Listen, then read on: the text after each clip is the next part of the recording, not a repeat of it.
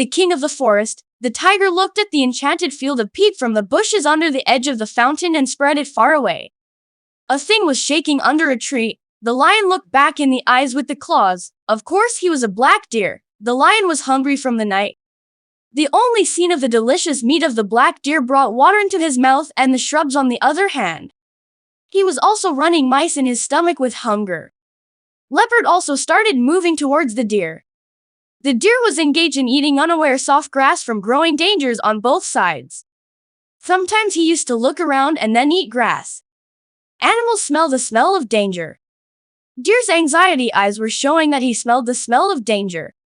He stood his ear and looked at the fountain where the two bear children were playing in the field. Now the deer was thinking of turning to the mountain that the lion and leopard jumped from the east and south and jumped from the bushes and rapped towards the deer like both arrows. The deer ran towards the long pinching mountains.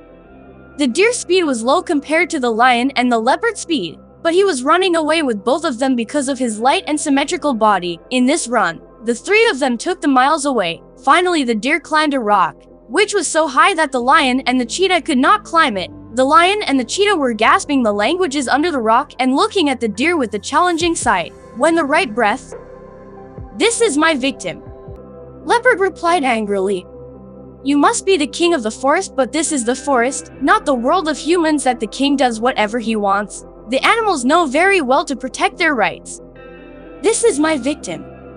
Lion roar, "Be human or an animal that sticks his buffalo's law runs everywhere. I'm more powerful than you."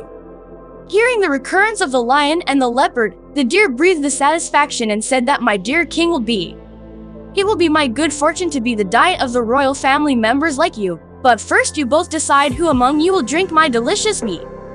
The lion and the cheetah began to repetition. Meanwhile, a donkey passed from here. Then the deer immediately advised me.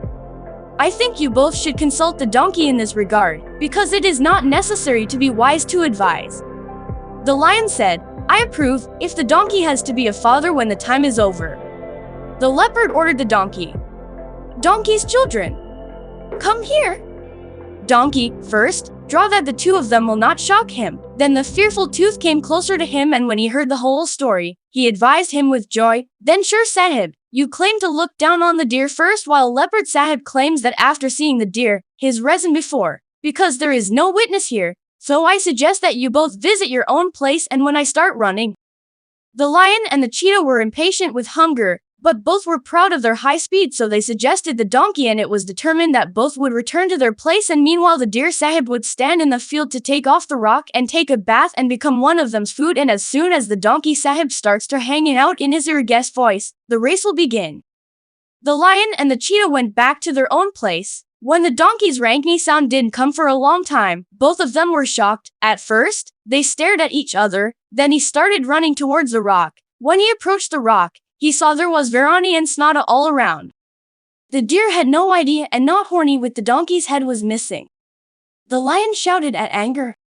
"Sorry, the donkey.